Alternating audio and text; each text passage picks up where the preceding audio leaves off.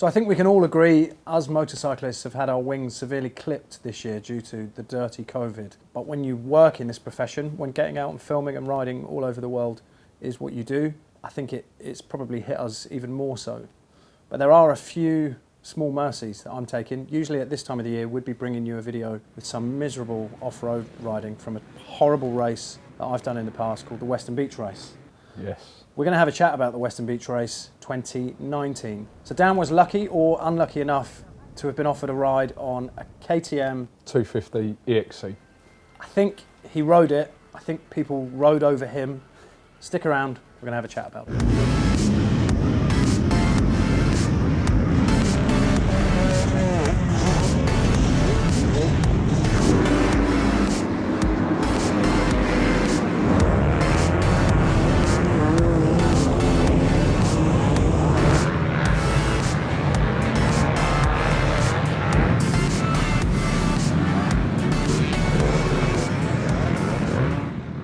So let's set the scene, Daniel. Let's wind back to the start of your off-road experience. People might not know it because this place is usually full of track bikes and road bikes, but you're a bit of a dirt scooter person, aren't you? I love an off-road bike. About them. I've been doing it for years now. Most weekends, getting out, getting dirty, getting smashed up. That's what it's all about for me. Let's move to Weston Beach Race and your experiences of it. You've done it before, right? I've done it before a couple of times. It's probably one of the hardest races, I'd like to think.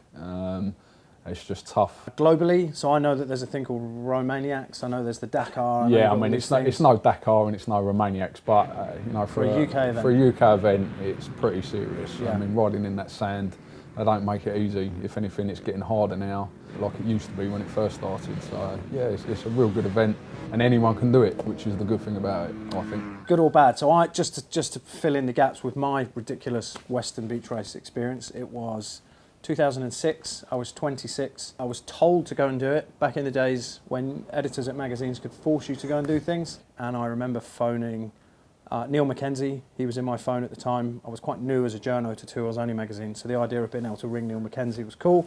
I gave him a ring for some tips, and he said, in Scottish, I won't try and do his accent, do 6 laps and then sit on it.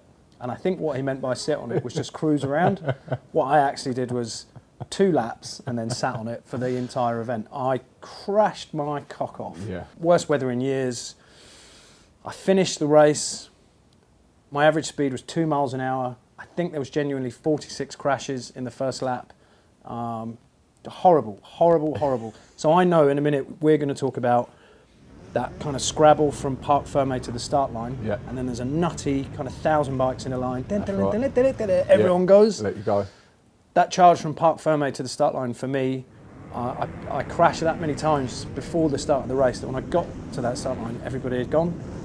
So I just rode on the beach doing my own thing, and I'd tucked a can of Red Bull and a cigarette into my armour, and I parked the bike at that first kind of come around the corner, and there's like a wall of sand, bikes flying everywhere, and I just sat on the bike and had a smoke.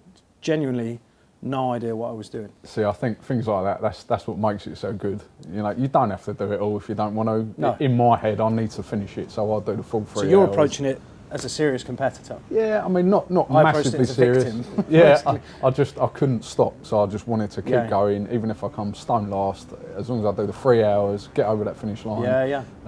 It's just battle of the fittest, really. Yeah. You know, it's so funny. It makes me smile every time I talk about it and think about it. Yeah, see, here I am 14 years later and it still makes me shiver.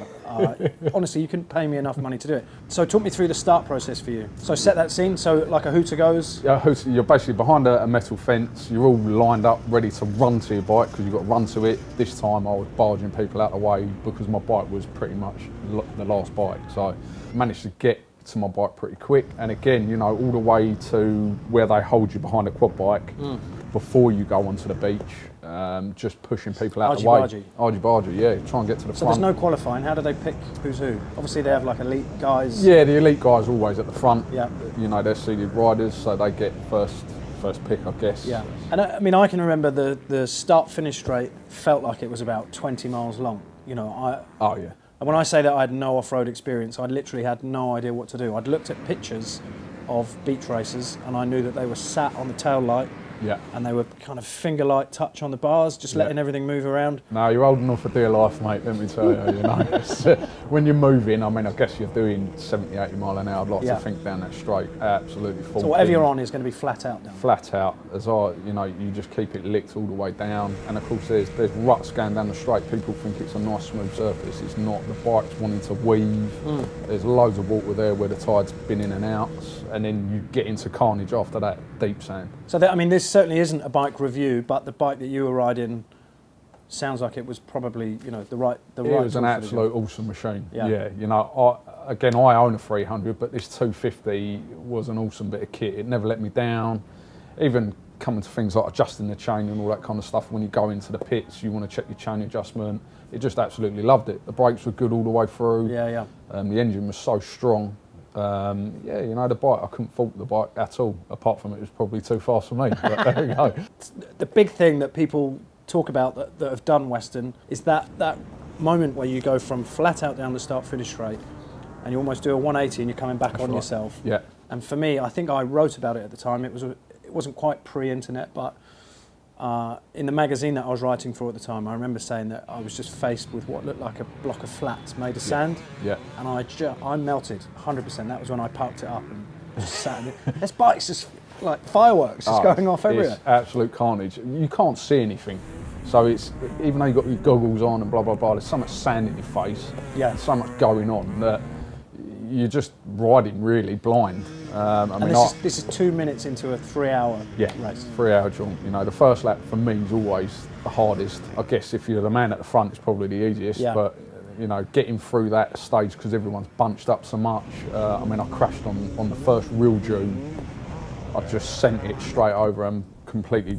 I forgot. I didn't walk the track, so I just went over the handlebars basically and then got run over. So you thought it was going to be like a tabletop? Like a tabletop, but it didn't. Like it was just a sheer cliff on the other side. And then, just over the handlebars, facing the other way. Bike come over, landed on me, done a massive wheel skid on my back.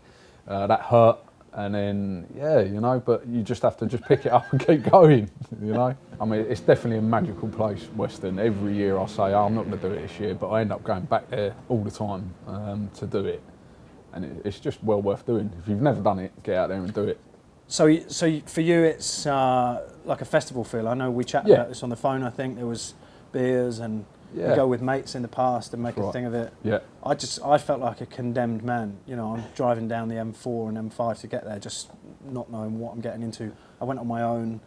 I had one of my old schoolmates who's ridden motocross forever in the pits, doing my tools, and he just cried laughing. Was there a highlight? Was there a bit that you enjoyed the most? Down the straight for me. I love it. Just getting the chance to go fast. Just, I mean, it hurts. It might look easy, but you're getting sandblasted and that hurts badly, you know, but that's the highlight for me. It's just, and being amongst it all, really. Yeah. Everything. Do you think if there are people watching this that have got, you know, the same amount of off-road ability and experience that I've got, which is that much, do you think you could go there and have fun, or are you asking for it? No, you can go there, definitely have fun. That's what it's all about there. It's not necessarily about getting a result. Just go and ride your bike and have a good laugh, you know. I mean, the bikes get ruined, but you know, you'll need bearings, pads, discs, everything gets sandblasted on them, but definitely go out there and have a good go on it. So I think the obvious question, Dan, is would you do it again? Damn right I would. What is it? What is it that keeps you coming back? It's just everything. It's the buzz, the bike time. I mean, it's hard work, but it's such a buzz. You know, being amongst, you know, all the good names in the motorsport. Yeah. You know, you've got David Knight. You can rub shoulders with them. You can't do that. You can literally race with your heroes. Exactly that. You know, and there isn't a short circuit race in the world where you could go and ride with that quality of road racer. That's right. Yeah. And that will keep you coming back. Yeah. Damn right. Yeah. Well, I think for me, it was more of a bucket list thing that somebody else, my editor at the time, wanted to tick on my behalf. I'm glad that I did it. I have absolutely no intention of ever going and doing it again.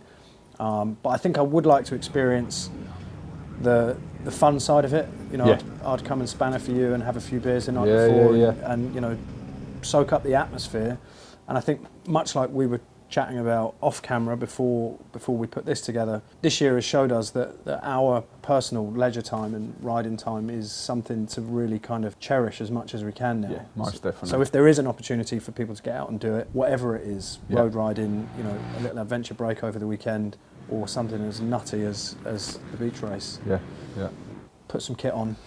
Just go and have it. Go and have it. Yeah. Yeah. You go and have it. I've had it in the past. I'm done. You go and have it.